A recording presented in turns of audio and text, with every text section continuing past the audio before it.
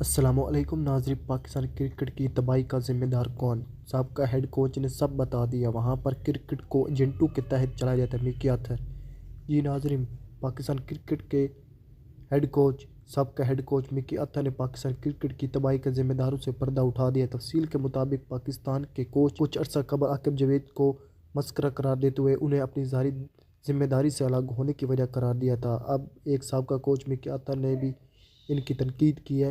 انہوں نے کہا کہ پاکستان کرکٹ خود ہی اپنے پاؤں پر کلہاڑی ماری ہے۔ وہ خود اپنی بدترین دشمن ہے۔ وہاں پر کرکٹ کو ایجنٹوں کے تحت چلایا جاتا ہے۔ گیری کرسٹن ان کی کرکٹ کو آگے لے جا سکتے تھے، لیکن انہوں نے انہیں ہٹا دیا۔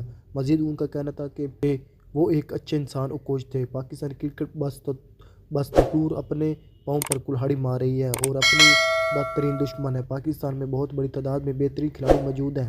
انہیں اب وسائل بھی دستیاب ہیں۔ نوجوان ٹیلنٹ اور پاکستان میں ٹیلنٹ کی کوئی کمی نہیں ہے۔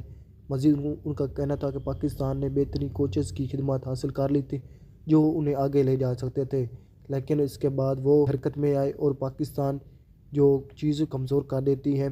اور انہوں نے کہا ہے کہ ریڈ بال اور وائٹ بال کرکٹ ٹیموں کی کوچنگ سونپی تھی۔ دونوں نے ٹیم سلیکشن میں اختیار ختم ہونے کی ذمہ داری چھوڑ دی تھی۔